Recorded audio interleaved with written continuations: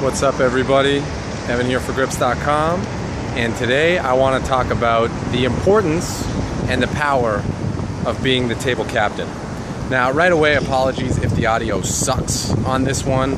I'm right beside like a little bit of a highway. There's also a train station, but I don't think sound quality is any excuse for me to not share my thoughts with you guys and teach you guys the knowledge that I have to share. So, today we're going to talk about being the table captain, what it means, what it can do for you. And basically, when you're the table captain, it means that all the action flows through you.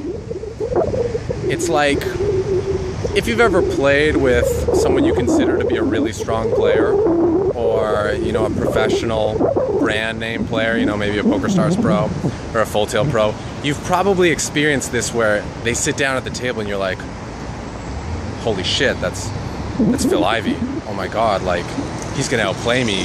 Oh my god, I'm gonna make so many mistakes against him. Oh my god, like, what do? I don't know how to play my game, like.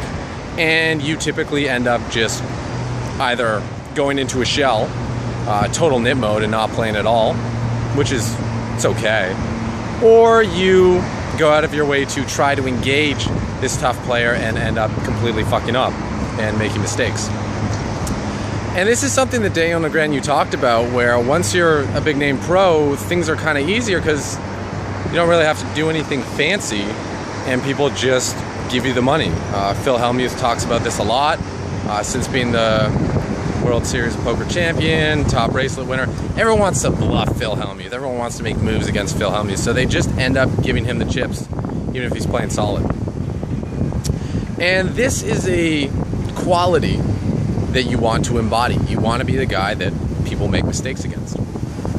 So in poker, talked about it, there are the different types of equity. We have our pot equity, which is our chances of winning the hand, just based on our actual cards we can hit.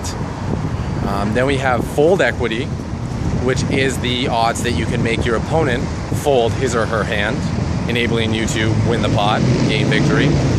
And thirdly, this new concept, we have sphere equity, or we can call it fuck up equity, which is basically the chances that your opponent is going to make a mistake or play badly against you.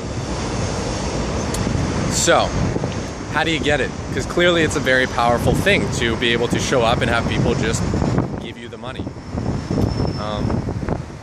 Well, being the table captain is not something that you can just snap your fingers and do. Being the table captain comes from being very confident, very certain of your abilities, and very clear on your intent when you sit down and set out to play. When you sit down at a table, you're there to win. You know your shit. You know all the material you need to know. You know all the techniques. You know when to use the moves, the fancy moves, the regular moves, whatever. People can sense this. And when they feel that you're there to win, they're not really going to want to play with you, because why would you want to go in a battle against someone who is ready to fight to the death, ready to win, when you can just play with someone else who is there to have fun or there to lose? And I want to make a clear distinction between the table captain and the table bully, okay? Table captain is someone who is there to win. He's there to handle his business.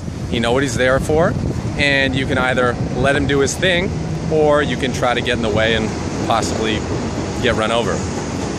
A bully, on the other hand, is not playing to win. He's not necessarily playing to make the best decisions and make money. He's going there to satisfy his ego by pushing people around. By pushing people around with his chips, with his big bets, because maybe he couldn't do that when he was a kid, or maybe he wasn't a muscular dude, so he can't push people around physically, so he pushes people around with his chips. But a bully, since they just get such a high off pushing people around and like making big bets, and they don't really give a fuck about the money, will often just kind of hang themselves. They'll keep betting, they'll keep putting pressure, because they just want to feel that feeling of making you fold, making you feel weak, making you feel pushed around, that they'll do it in spots where it's completely fucking stupid. And all you have to do is sit back, relax, trap them, and collect. Table captain, on the other hand, is someone who, like I said, is there to win, knows when to slow down, knows when to change gears. His goal is not to push people around. His goal is just to go there, make the right decisions, handle his business, you know, take care of his shit. So if you want to see some examples of this, if you want to look to the olden days, Stu Unger is a great example of someone who was a table captain. The action always kind of flowed through him. And it's cool when you're the table captain and other people feel it, because like they're always thinking in the back of their mind, man, what if this guy plays a pot with me? What if he flats my open? What if he 3-bets my open? What if he calls me and then raises me on the flop and puts me in an uncomfortable situation? You know, things that they don't want to deal with. So subconsciously they'll be like, you know what, fuck it. I'm just going to play pots when I'm certain he's not involved. People will tighten up their game. They'll play a lot weaker. And again, like I said, make it much easier for you to play well and just like win. So Stu Unger is a great example of this. Someone who the action always flowed through him because he would get involved in pots. And even when he wasn't involved in a hand, people would still like be like, oh man, like, hope Stewie doesn't get in there. More recently, a great example of this is Greg Merson, final table of the World Series Poker Main Event 2012. Everyone kind of knew that Greggy was the best player and that Greggy was there to win, so everyone else felt like was kind of playing for second place. You'll see some people made some atrocious mistakes against Greggy, just handing him the chips, but that's because he had such strong presence. Everyone knew, like, fuck, this kid is here to win. I don't want to get in his way. I'm just going to play for second place. Third great example of this would be Elke at the Festa del Lago. If you want to look it up, World Poker Tour. A lot of it had to do with his chip stack, but it was very clear that this was Elke's tournament to win, so everyone else just needed to, you know, back the fuck up, get out of his way, let him handle his shit, and play for second place. If you want to see an example of this online, Cal, 42688. It's a great guy who runs tables, and you'll see that people just don't want to play with him. They just let him run it over. And so this is the power of being the table captain. And it's especially powerful in tournaments because first place pays so much. Cash games, it enables you to play more pots with the fish heads up and have people play more weakly against you, but it's not quite as profitable as being the table captain in a tournament.